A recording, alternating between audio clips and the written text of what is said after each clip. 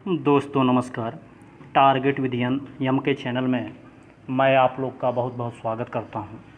दोस्तों ये हमारा वीडियो जो है परीक्षा वाणी जो बुक है उसके चैप्टर नंबर 2 यानी खगोलिकी, विश्व भूगोल के चैप्टर नंबर 2 खगोलिकी से संबंधित है, एस्ट्रोनॉमी। दोस्तों उसका ये पार्ट 1 वीडियो होगा जिसमें हम उस चैप्टर से संबंधित जो भी उसमें महत्वपूर्ण तथ्य दिए गए हैं उनको देखेंगे। जैसे महाविस्फोट सिद्धांत को किसने दिया? एबे जॉर्ज लेमेंतेयर। स्फीति सिद्धांत को किसने दिया? एलन गुथ ने। सतत सृष्टि सिद्धांत को थॉमस गोल्ड एवं हरमन बांडी ने। दोलन सिद्धांत को डॉक्टर एलन संडेजा ने। फिर बिग बैंग सिद्धांत इम्पॉर्टेंट है, ये जॉर्ज लेमेत्रे ने दिया। इसके अलावा ब्रह्मांड की उत्पत्ति कब हुई? 15 अरब वर्ष पूर्व ब्रह्मांड की उत्पत्ति हुई।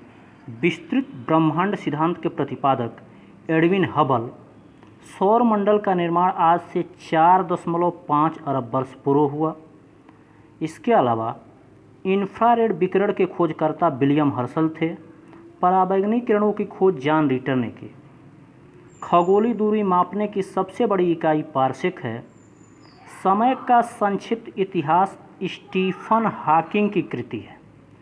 समय का संक्षिप्त इतिहास पुस्तक को स्टीफन हॉकिंग ने लिखा। ब्रह्मांड में सर्वाधिक मात्रा में पाया जाने वाला तत्व हाइड्रोजन और दूसरे नंबर पे हीलियम है। दोस्तों इसके पहले हम चैप्टर नंबर 1 विश्व भूगोल एक परिचय का वीडियो दे चुके हैं। यदि आप लोग उस वीडियो को न देखे हों तो प्लेलिस्ट में जा कर के उस वीडियो को अवश्य देख लें। दोस्तों इसके अलावा पहले चैप्टर में एक दूसरा वीडियो भी हमने दिया है जिसमें विश्व के देश व उनकी राजधानियां तथा मुद्राएं हैं।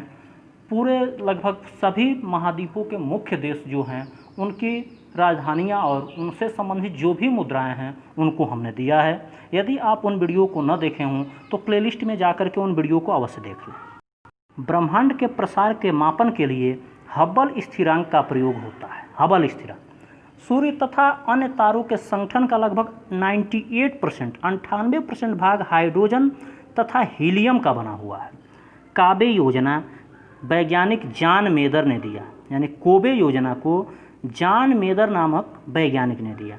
ब्रह्मांड के बृहद बनावट के अध्ययन को कॉस्मोलॉजी कहते हैं। ब्रह्मांड के गणितीय स्वरूप को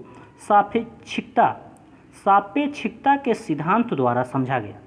सापेक्षिकता का सिद्धांत किसने दिया? तो आइंस्टीन ने सापेक्षिकता का सिद्धांत दिया। और दोस्तों ये आइंस्टीन का सिद्धांत महत्वपूर्ण है, लेकिन आइंस्टीन को इस सिद्धांत के लिए नोबेल पुरस्कार नहीं मिला था। आइंस्टीन को प्रकाश वैद्युत प्रभाव का उन्होंने एक सिद्धांत दिया था, उसके लिए आइंस्टीन को नोबेल पुरस्कार दिया गया था। ये चीज़ ध्यान रखिएगा, 1-2 बार ये यूपीपीसीएस में क्वेश्चन पूछा जा चुका है कि आइंस्टीन को किस सिद्धांत की खोज के लिए नोबेल प्राइज़ दिया गया था। इसमें ये ज़रूर रहता है और अक्सर लड़के क्या करते हैं कि ये ट्रिक करके आते हैं। और मैं भी 2-4 साल पहले जब एक बार आया था तो मैंने भी ऐसा ट्रिक किया था। अगला क्वेश्चन है कि पॉजिट्रॉन के आविष्कारक CD एंडरसन। फिर यदि कोई अंतरिक्ष पिंड प्रकाश के वेग से गतिमान हो तो उसका द्रव्यमान अनंत होगा। सर्वप्रथम टेलीस्कोप का आविष्कार गैलीलियो ने किया था। ये निर्माण नहीं होगा, गैलीलियो ने किया था। हबल स्थिरांक से ब्रह्मांड के प्रसार को मापा जाता है। प्रकाश ऊर्जा का क्वांटम फोटॉन कहलाता है। ये यहाँ पर दिया गया है। सापेक्षिकता सिद्धांत के प्रतिपादक अल्बर्ट आइंस्टीन थे 1916। भास्कराचार्य ने अपने ग्रंथ सिद्धांत शिरोमणि में लिखा था कि पृथ्वी अपने गुरुत्वाकर्षण के कारण सब चीज़ों को अपनी ओर आकर्षित करती है। आधुनिक खगोल शास्त्र के जनक कोपरनिकस, नवीन खगोल शास्त्र के जनक जॉन केपलर। पार्सेक क्या है? यह खगोलीय दूरी मापने की इकाई है, सबसे बड़ी इकाई है जो लगभग 3.26 प्रकाश वर्ष के बराबर होती है। और दोस्तों प्रकाश वर्ष भी ये दूरी का ही मात्रक है। ये नहीं कि जब विकल्प में दे कि प्रकाश वर्ष किसका मात्रक है और उसमें समय भी दे दे तो आप लोग समय को टिक कर दें। नो, प्रकाश वर्ष जो है ये दूरी का मात्रक है। इसके बाद हमारा सौर परिवार जिस आकाश गंगा में स्थित है उसे मंदाकिनी कहते हैं।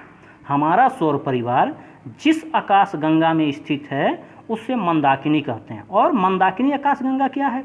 वह आकाश गंगा जिसमें हमारा सूर्य, पृथ्वी, ग्रह एवं उपग्रह सभी स्थित हैं, उसको हम मंदाकिनी कहते हैं। और हमारा सौर मंडल जो है मंदाकिनी आकाश गंगा में स्थित है। हमारा सौर मंडल कहाँ स्थित है? मंदाकिनी आकाश गंगा में स्थित है। ठीक है।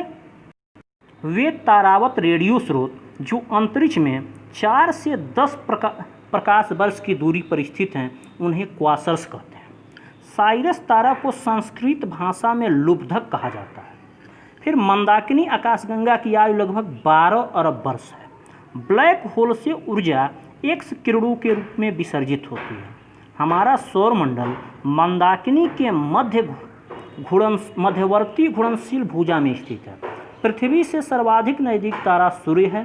फिर सौर मंडल से सर्वाधिक नज़दीक तारा जो है प्रॉक्सिमा सेंचुरी है। हमारी आकाशगंगा मंदाकिनी के सबसे नज़दीक स्थित आकाशगंगा क्या है?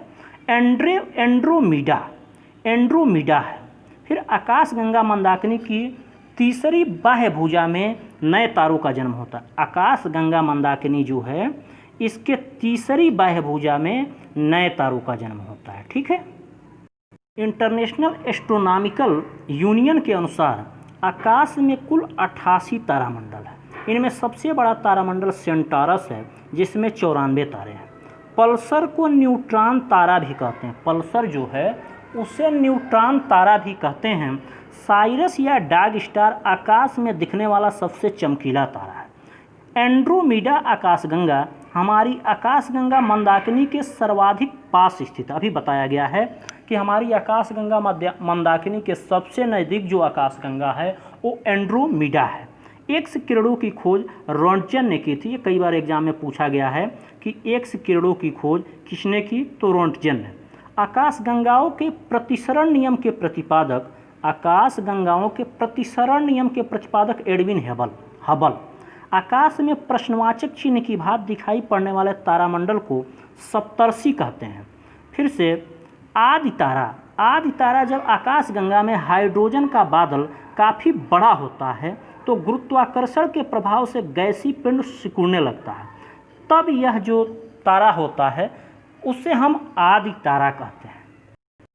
इसका केंद्र सघन होता है इसलिए इसे भ्रूण तारा भी कहते हैं। आदि तारा का केंद्र जो होता है वो सघन होता है जिसके कारण इसे भ्रूण तारा भी कहते हैं। चंद्रशेखर सीमा 1.44 सौर द्रव्यमान। श्वेत वामन तारा को जीवाश्म तारा भी कहा जाता है। श्वेत वामन तारा को जीवाश्म तारा भी कहा जाता है। और फैलने तथा सिकुड़ने वाले तारों को स्पंदन तारा कहा जाता है। सूर्य जो है एक पीला तारा है। तारों का औसत तत्वीय संगठन क्या होता है, उसमें कौन कौन से तत्व कितनी मात्रा में उपस्थित होते हैं? तो उसमें हाइड्रोजन जो है 70%, हीलियम जो है 28%, कार्बन, नाइट्रोजन और नियान तीनों मिलाकर 1.5%, लौह वर्ग के तत्व 0.5%। दोस्तों सबसे ज़्यादा जो तारों का संगठन होता है उसमें दो तत्व सबसे ज़्यादा हाइड्रोजन 70% और हीलियम 28% उपस्थित होते हैं। श्वेत वामन तारे की संरचना का पता सर्वप्रथम आरिच फाउबर द्वारा लगाया गया था। श्वेत वामन तारों की खोज या संरचना का पता सर्वप्रथम किसने किया था? लगाया था आरिच फाउबर ने। ठीक है। विशाल तारों का अंत ब्लैक होल के रूप में होता है। फिर ब्लैक होल की खोज सर्वप्रथम डॉक्टर सुब्रमण्यम चंद्रशेखर, जिन्हें एस चंद्रशेखर कहा जाता है, इन्होंने की थी। जब कोई विशाल तारा अपनी अंतिम अवस्था में पहुंच जाता है तो उसमें सुपरनोवा विस्फोट होता है और इस विस्फोट से बचे हुए केंद्रीय भाग से जो अत्यधिक घनत्व एवं कुछ मील व्यास का होता है न्यूट्रॉन तारों का निर्माण होता है। न्यूट्रॉन तारे का पता सर्वप्रथम 1967 में मिस जोकलिन बेल ने लगाया था और न्यूट्रॉन तारों को ही पल्सर कहा जाता है।